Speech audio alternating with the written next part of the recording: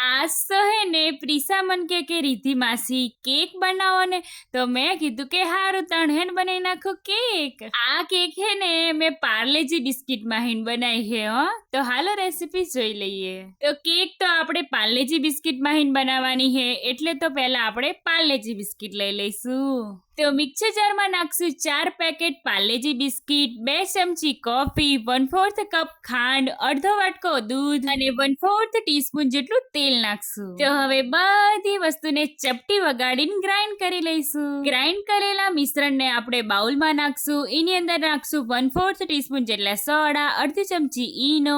Soda અને ઈનોને activate કરવા થોડું પાણી નાખીશું. હવે બધી વસ્તુને સારી રીતે મિક્સ કરી લઈશું. તો હવે મિશ્રણને તેલથી ગ્રીસ કરેલી તપેલીમાં નાખી દઈશું. આપણી જોડે કેકનું ટીન બીન તો હે નહીં એટલે તપેલીથી જ કામકાજ ચલાવવું પડશે. તો હવે ડેબ ડેબ કરી લઈશું. હવે ઢોકળિયામાં તપેલીને મૂકી દઈશું. કેકને આપણે મીડિયમ ગેસ ઉપર 25 મિનિટ સુધી સ્ટીમ કરી લઈશું. 25 મિનિટ પછી આપણી કેક બનીને તૈયાર હે. કેક ઠંડી થઈ જાય ને એટલે આપણે ડીશમાં કાઢી લઈશું. કેક તો બની છે પણ કેકને ડેકોર તો કરવી પડશે ને. તો અહીંયા જો મેં લઈ લીધી કેસર પેંડા ચોકલેટ. હવે ઈ ચોકલેટનો આપણે ચોકલેટ ગનસ બનાવવાનો હે. તો અહીંયા જો ગેસ ઉપર મેં તપેલીમાં પાણી લઈ લીધું હે. એના ઉપર વાટકો મૂકી દીધો હે. એની અંદર કેસર પેંડા ચોકલેટ નાખી દઈશું અને કોફી નાખી દઈશું. 5 મિનિટ પછી ચોકલેટ પીગળી જશે અને ચોકલેટ ગનાશ બની જશે. તો હવે ચોકલેટ ગનાશને કેક ઉપર સ્પ્રેડ કરી લઈશું. તો હવે કેકને આપણે મુખવાસમાં નાખવાની આવી ગોરીઓ નહીં આવતી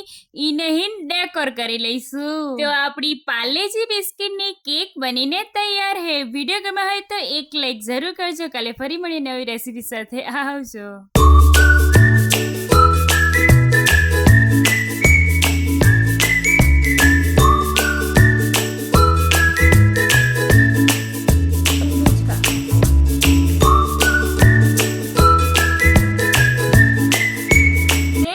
પ્રિસા કેક મસ્ત